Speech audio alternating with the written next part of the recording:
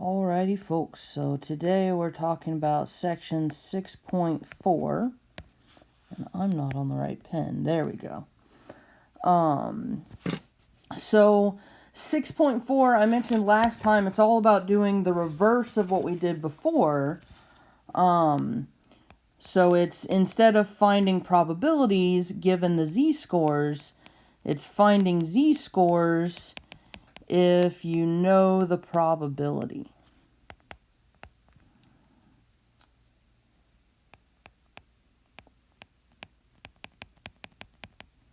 Right. And so this is going to be another fairly short one, because one of the ways to do it is to simply plug into your calculator. And again, that's something that my version of the calculator can't show, but I'll write out what it looks like, and I'll show you where you can find it.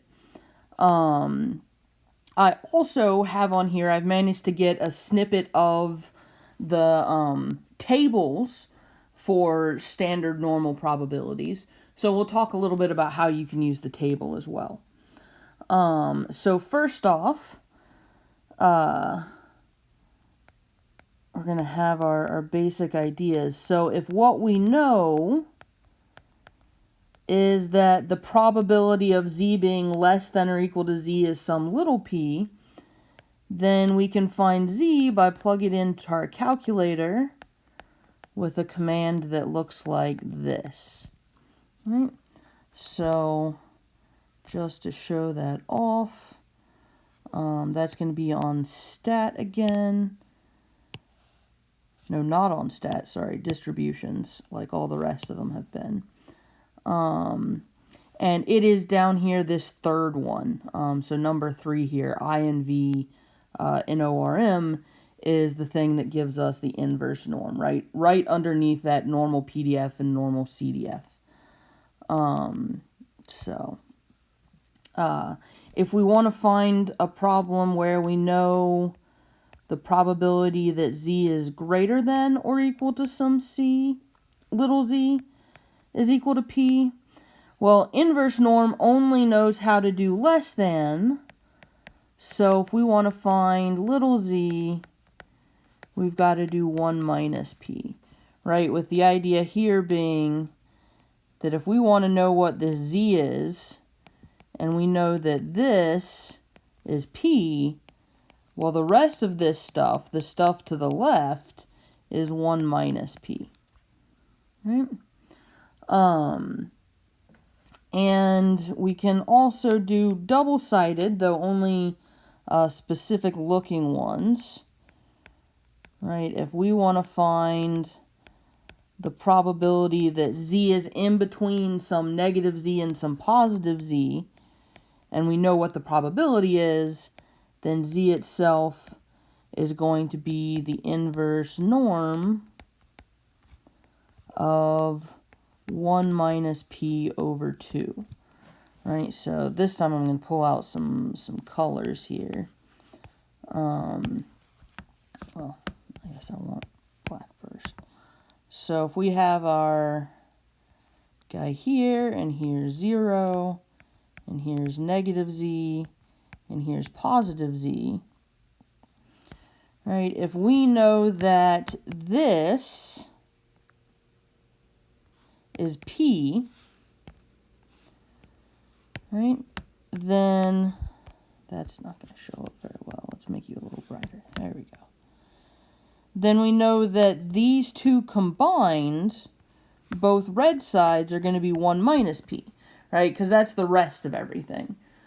P is the middle stuff. Everything else is going to be 1 minus p. And because they're symmetric, right, we know that this stuff, just this piece of it, is going to be 1 minus p over 2. Right? And again, we can only answer questions that have a less than or equal to. So if we find what's less than or equal to this guy, it's going to be exactly this 1 minus p over 2. Now, there is one thing I left off this formula, is that we actually want to take the absolute value of this guy. right? Because as we note down here in our picture, that's going to get us the negative version of z, and we're looking for the positive version if it's going to match up like this, right? So that's what we do if it's standard normal. If we want to do it for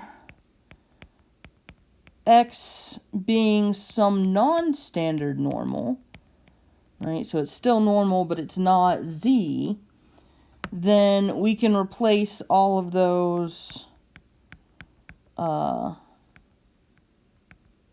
statements. So we've got x less than x is equal to p. That means that x itself is equal to the inverse norm of p again, but now we've got to put mu and standard and sigma in there, right? Same as when we were doing this for the normal PDF and CDF. If we don't include mu and sigma, it's going to assume that it's 0 and 1.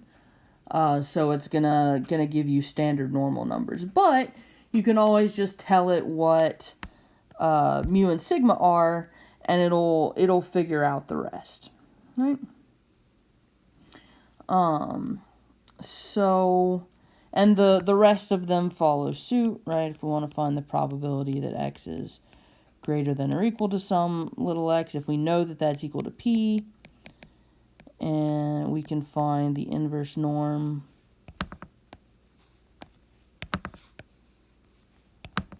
need more space, 1 minus p mu sigma.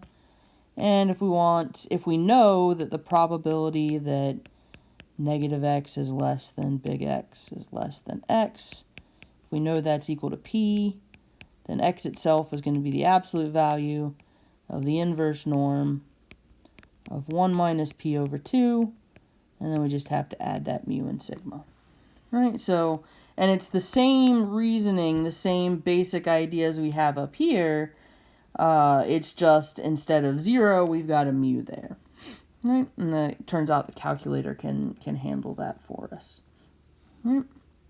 So that's how we do it on our calculator, and I promised that we'd talk about the tables eventually, and I was finally able to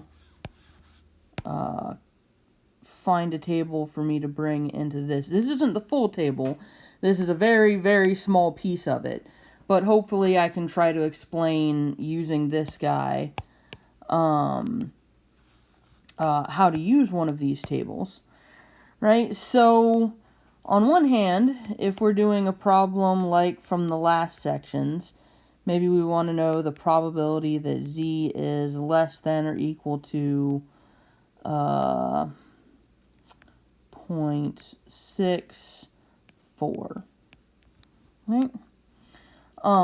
So a problem like this, when what we're wondering is what is the probability, means that we need to find the z-score on the outside and look for the probability on the inside, right? If we know the probability, we're going to be doing that in reverse. So in this case, we look for 0.6 here, right? Because that's the first decimal place digit. We look for 0.04 here, because that's the second decimal place digit. And then we follow those arrows until they meet at right there. Right?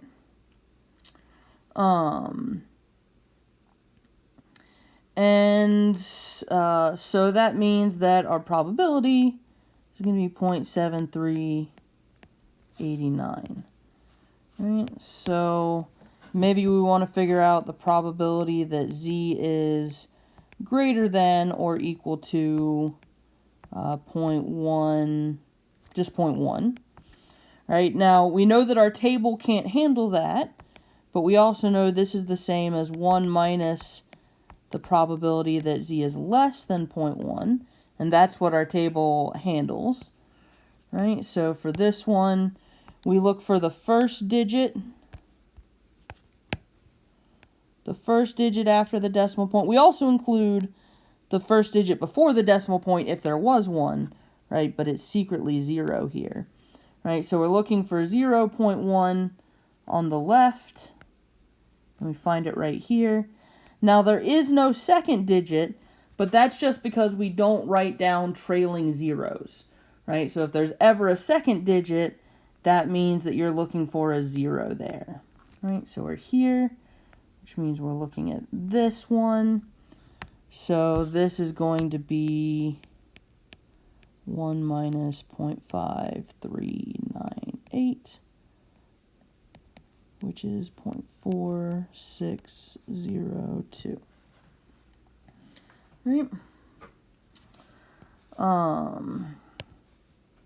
And then to do one more like this, if we want to find the probability that 0.2 is less than or equal to z is less than or equal to 0.85, right? Again, this table only handles strictly less than, but that's okay because we know this is less than the probability of z being less than, or is equal to, the probability of z being less than 0.85 minus the probability that z is less than 0.2.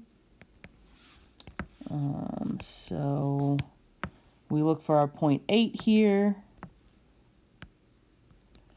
We look for our 0.5, and we go to where those arrows meet. So this is 0.8023. And then we look for 0.2, 0.2 here, which gets us to this row. We again don't have a second digit, which means it's secretly 0. So we're going down this column again. And we get 5793. This one's a little bit harder to do in my head. Let's see. 0, 3, 2, 2. I think something like that. So that's our probability for that one, right? Using this table. So let's see if I can copy,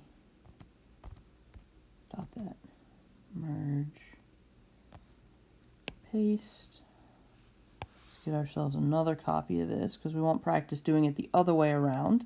It's technically what this section is about, right? So if we have a problem like in this section and we want the probability that z is less than z to equal 0.7611, right? In this case, knowing what the probability is means we look for that in the middle and then go out and up to find the z-score, right? So we find this 0.7611 here in the center, and then we want to go up and over to get that z has to be 0.71.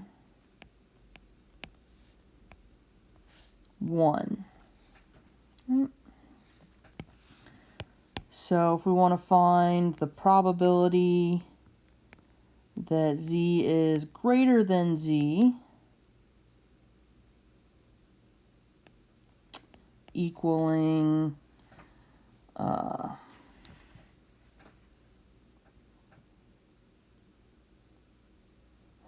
got to think about this one for a second. We'll say 0.3. All right. Then we know that this is really saying that we're looking for the probability that z is less than z to be equal to 0.7. Right? So again, this table only understands dealing with less than statements, which is why we had to do this. So we're going to look for 0.7. But the problem is it doesn't exactly exist, right? 0.7 isn't anywhere in this chart. But one thing we notice about the chart is that as we go to the left, as we read it left to right, numbers are getting bigger, right? So we know that if it were somewhere, it would have to be right here, right? because it's going to be bigger than 0.6985 and it's going to be smaller than 0.7019. Right? So we know it's going to live right in there. So the best thing to do in that case is to split the difference, right? So we're going to go to the left and we're going to go up. Right? So to the left we get 0.5. And up we either get that we have 2 left over or we have 3. Right? So in between that, because you can kind of think of that as 20 and 30, in between that's 25. Right? So it may not be exactly in the middle there, but that's going to get pretty close, and that's good enough for us. Right? So we'll do another one like that just so we can talk through it a little more. Let's find the probability that negative z is less than z is equal to, now I have to do math to make sure it'll work out all right.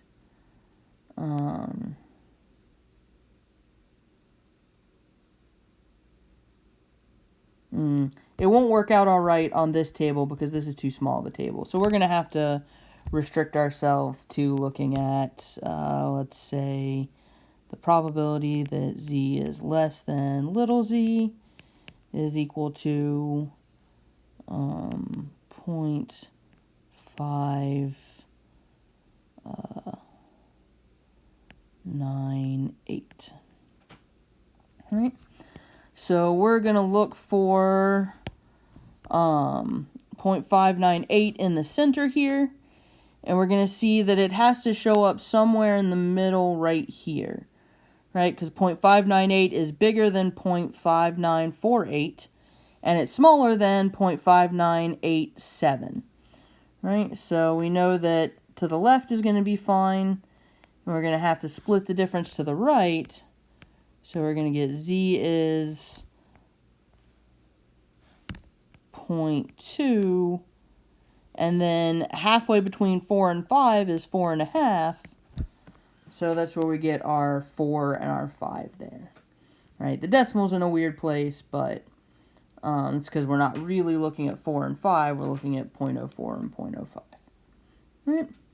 So that's how you use the chart. The chart in your book's going to be much bigger. It's going to have z going all the way up to probably 2.99. If I had to guess, it'll also have some negative z's on there.